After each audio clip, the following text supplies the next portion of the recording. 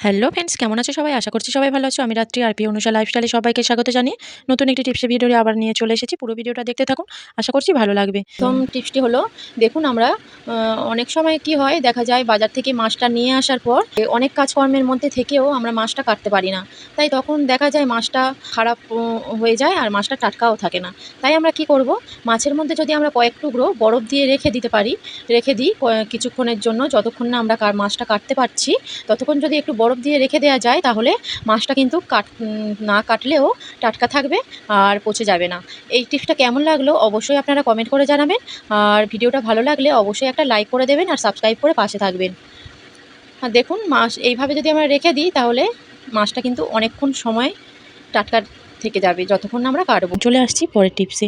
আর দেখুন আমি কয়েকটা ইমিটেশনের কানের দুল নিয়েছি। এরকম সব বাড়িতে আমাদের থাকে, যখনই কোনো ওকেশন পড়ে বা কোথাও বেরোচ্ছি তখন আমাদের এটা কিন্তু পড়তে হয়।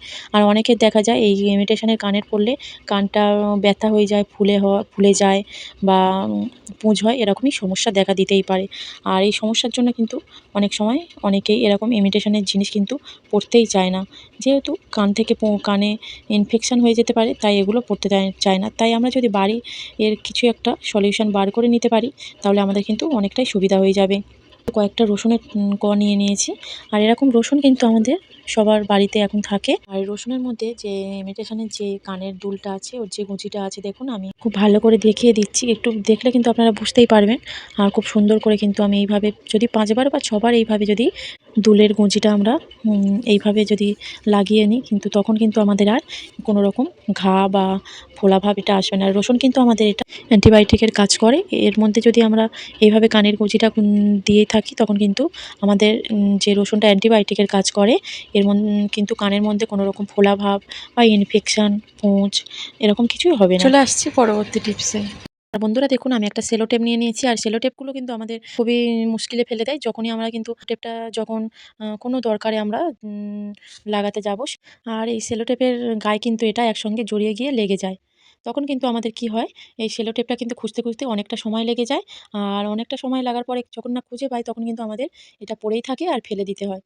আর এটা কিন্তু আমরা ফেলে না দিয়ে এমন একটি জিনিস দিয়ে দেখুন রেখে দেবো, তার সেটা এটা দিলে কিন্তু আমাদের এই টেপটা আর ফেলেও দিতে হবে না। আর অনেকটা সময় আমরা বেঁচে যাবে, যে টেপটা খুঁজতে সময়টাও বেঁচে যাবে।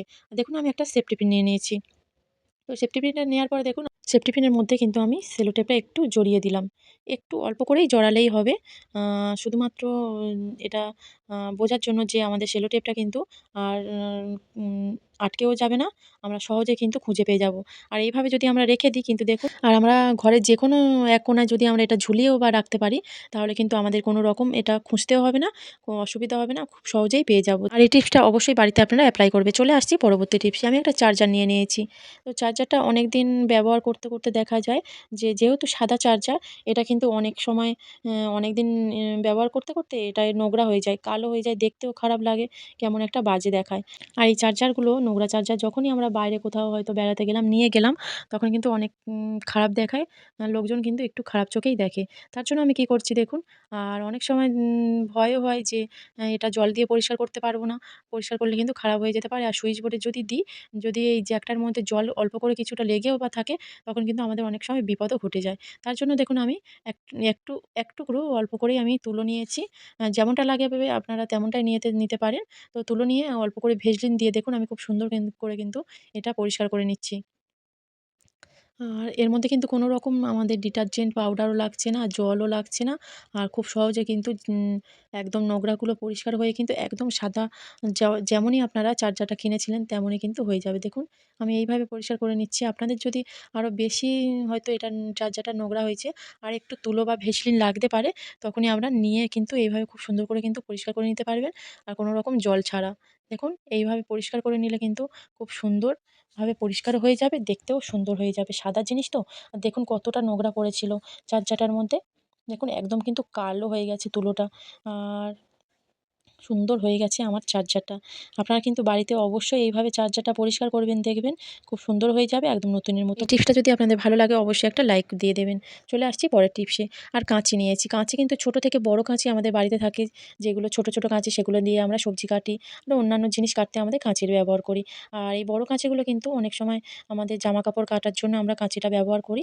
আর কাঁচিটা অনেক সময় দেখা যায় অনেকদিন তো জামাকাপড় হয়তো কাটা হচ্ছে না। অনেক সময় অনেক দিন ধরে কিন্তু আমাদের কাঁচিটা পড়েই থাকে, জং লেগে যায় বা ধারটাও চলে যায়। আর মা আমাদের কিন্তু বাজারে গিয়ে অনেক খরচা করে কিন্তু আমাদের এই কাঁচিটা ধার দিতে লাগে। আমরা বাড়িতে যদি আমরা খরচা করে না করে যদি বাড়িতে কিছু থাকা জিনিস দিয়ে যদি আমরা কাঁচিটা ধার দিয়ে নিতে পারি, আমাদের কিন্তু অনেকটাই সাশ্রয় হয়ে যাবে। আর দেখুন কাঁচিতে যেহেতু জং পড়ে যায়, তার জন্য আমি নেল পালিশটা নিয়েছি। ওর মধ্যে যে নাটটা আছে, তো স্ক্রুটা আছে, তার মধ্যে আমি দিয়ে দিলাম যাতে না কোনো রকম জংটা লাগতে পারে। আর যখনই দেখবেন যদি ধার চলে যায়, আমাদের যে নেল পালিশটা আমরা নিয়েছি, নেল পালিশের পিছনে একটু খাঁজ, খাঁজ থাকে দেখুন। তো নেল পালিশটার পিছন দিয়ে যদি আমরা খুব ভালো করে এইভাবে ঘষি কয়েকবার, একটু যদি ঘষতে থাকি তখন দেখবেন আমাদের কিন্তু কাঁচিতে ধারটাও চলে এসেছে। আর আমাদের উম উম খরচা করে কিন্তু আমাদের বাজারে গিয়ে এই কাঁচিটা ধারও দিতে লাগবে না। আর কোনো রকম টাকা পয়সাও লাগবে না। বাড়িতে কিন্তু খুব সহজেই আমরা কাঁচিটা ধার দিয়ে নিলাম। দেখুন আ ক খুব সুন্দর কিন্তু কাঁচিটা ধার হয়ে গেছে। আর আমাদের কাটতেও কোনো রকম অসুবিধা হবে না। এভাবে বাড়িতে আপনারা এই টিপসটা অ্যাপ্লাই করবেন। চলে আসছি পরবর্তী টিপস। আর দেখুন বন্ধুরা, আমি কিছুটা লঙ্কা নিয়েছি, কাঁচা লঙ্কা। কাঁচা লঙ্কা কিন্তু আমাদের সবার বাড়িতেই থাকে। আর এই কাঁচা লঙ্কা আমরা কোনো তরকারি বা অন্য যেকোনো কিছু তরকারি বা ভাজাভুজি করার সময় কিন্তু আমাদের এইভাবে কেটে দিতে হয়, বা লম্বা করে চেরা করে আমরা কেটে নিয়ে ছুরি বা বটি দিয়ে কিন্তু আমরা কাটি। আর যখনই কাটি কি হয়, হাতে কিন্তু আমাদের লেগে থাকে।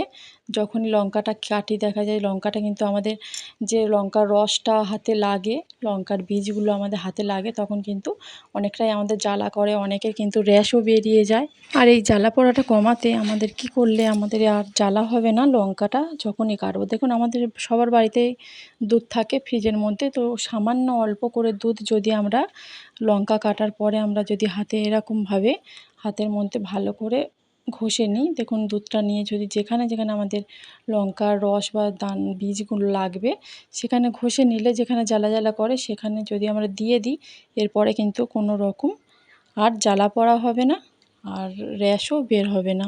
অবশ্যই কিন্তু বাড়িতে যখনই লঙ্কা কাটবেন এইভাবে একটু ঠান্ডা দুধ যদি আমরা দিয়ে দিই, তাহলে কিন্তু আমাদের এই সমস্যাটা আর হবে না। ভিডিওটা এই পর্যন্ত রাখছি। যে যেখানে আছেন ভালো থাকবেন, সুস্থ থাকবেন।